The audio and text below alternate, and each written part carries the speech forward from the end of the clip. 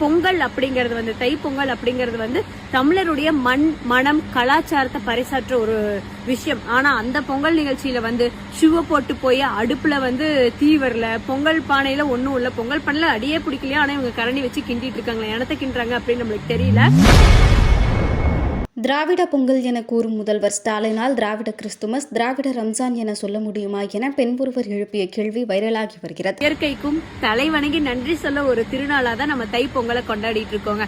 ஆனா திராவிட முன்னேற்றத்தை கழகத்தை சார்ந்த தலைவர்களும் முக்கியமா தமிழகத்தினுடைய மாண்புமிகு முதலமைச்சர் அவர்களும் வந்து தை திருநாளை வந்து ஒரு கேளிக்கை நிகழ்ச்சியில ஒரு நாடக நிகழ்ச்சியெல்லாம் மாத்திட்டாங்களா அப்படிங்கறது வந்து அந்த போட்டோஸையும் வீடியோஸையும் பார்க்கும்போது என் மனசுக்குள்ள வந்து அவ்வளோ கஷ்டமா இருந்துச்சு.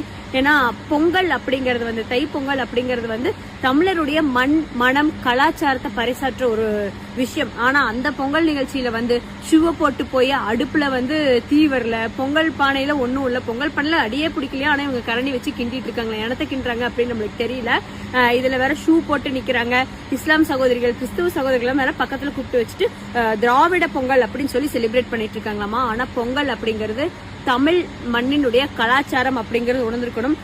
கொஞ்சம் கூட தமிழ் உணர்ச்சியே இல்லாம ஷூ போட்டு பொங்கல் கிண்டிட்டு இருக்காங்க. இவங்க எல்லாம் தமிழை வளர்த்துறாங்களாம். ஆனா நம்மளுடைய பாரத பிரதமர் திரு நரேந்திர மோடி அவர்கள் பொங்கல் நிகழ்ச்சி வச்சிருந்தாருங்க. அந்த நிகழ்ச்சியை பார்க்கும்போது அவ்வளவு உயிரோட்டமா நம்மளால அதுல கனெக்ட் ஆகுற மாதிரியான ஒரு நிகழ்ச்சியா இருந்துச்சு. இது மட்டும் இல்லாம திராவிட முன்னேற்ற கழகத்தை சார்ந்த நபர்கள் கிட்ட எல்லாம் நான் இன்னொரு விஷயம் கேட்கணும் அப்படின்னு நினைக்கிறேன். திராவிட பொங்கல்னு செலிப்ரேட் பண்ணீங்க, பரவாயில்ல. இதே உங்களால கிறிஸ்துமஸ் அன்னைக்கு நம்மளுடைய முதலமைச்சர் வந்து சர்ச்சுக்கு போயிருந்தாரு.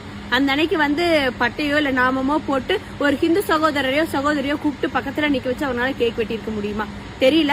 அந்த இடத்துல போய் இது திராவிட கிறிஸ்துமஸ் அப்படின்னு அவரால் சொல்லியிருக்க முடியுமா? அதுவும் தெரியல. அதே மாதிரி திராவிட ரம்ஜான் அப்படிங்கறத அவரால் செலிப்ரேட் பண்ணிருக்க முடியுமா அப்படின்னு தெரியல. மதசார்பின்மை அப்படின்னா எல்லா மதங்களையும் சார்ந்து இருக்கணும், இல்லைன்னா எல்லா மதங்களுக்கும் ஒரே மாதிரி பாக்குற பார்வையோட கண்ணோட்டத்தோட இருக்கணும். அதெல்லாம் எதுவுமே இல்லாம இந்து மக்களோட மனசை மட்டும் துன்புறுத்துற வரையில கேளிக்கை நிகழ்ச்சிகளை இந்த தைப்பொங்கல் திருநாளை மாத்திருக்க இந்த திராவிட முன்னேற்ற கழகம் அப்படிங்கிற கேள்வியை நான் மக்கள் உங்ககிட்ட விடுறேன். 3000 ரூபாய் கொடுத்தா மட்டும் போதுமாங்க?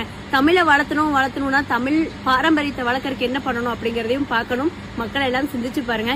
இன்னொரு முறை அனைவருக்கும் தைப்பொங்கல் நல்வாழ்த்துக்கள். செய்திகளை உள்ளது உள்ளபடி தெரிந்து கொள்ள ரெஃப்ளெக்ட் நியூஸை சப்ஸ்கிரைப் பண்ணுங்க.